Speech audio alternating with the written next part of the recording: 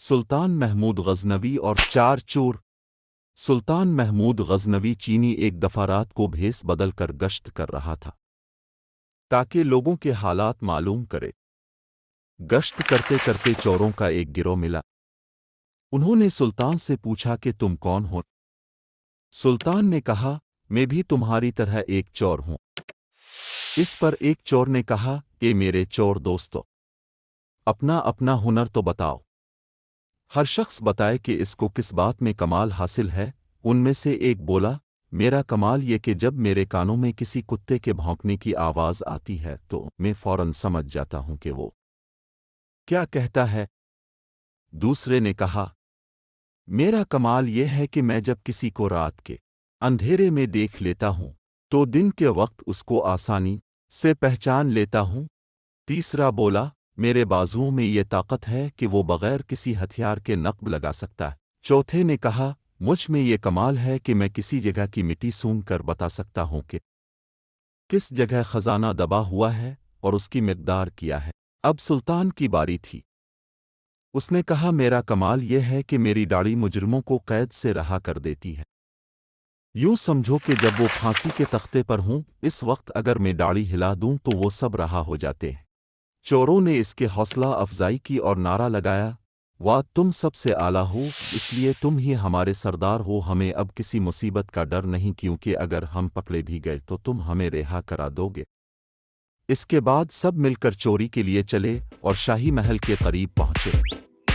اتنے میں دائیں طرف ایک کتا بھونکا۔ پہلے چور نے کہا یہ کتا کہتا ہے کہ کوئی بادشاہ تمہارے قریب ہے۔ دوسرے چور نے مٹی سونگھ کر کہا اس جگہ کے آس پاس شاہی خزانہ ہے اور وہ سب اس کے سہارے دوسری طرف اتر گئے۔ دیوار پر رسی پھینکی۔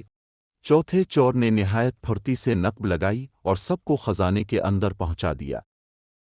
سب نے اپنی ضرورت کے مطابق وہاں سے مال اٹھا لیا اور پھر سب وہاں سے نکل کر اپنے ٹھکانے پر پہنچ گئے۔ سلطان موقع پا کر وہاں سے کھسک گیا اور اپنے محل میں آ گیا۔ دوسرے دن سلطان نے سپاہیوں کو چوروں کے ٹھکانے کا پتہ دے کر ان کو گرفتار کرنے کا حکم دیا۔ سپاہی دوڑے گئے اور سارے چوروں کو گرفتار کر کے لے آئے۔ جب ان کو سلطان کے سامنے پیش کیا گیا تو خوف کے مارے ان کے چہرے زرد تھے اور وہ کانپ رہے تھے۔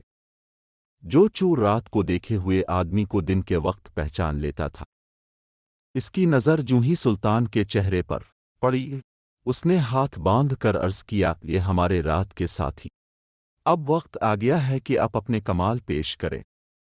ہم سب تو اپنا اپنا کمال پیش کر چکے ہیں، لیکن ان میں سے کسی کا کمال ہمارے کام نہ آیا۔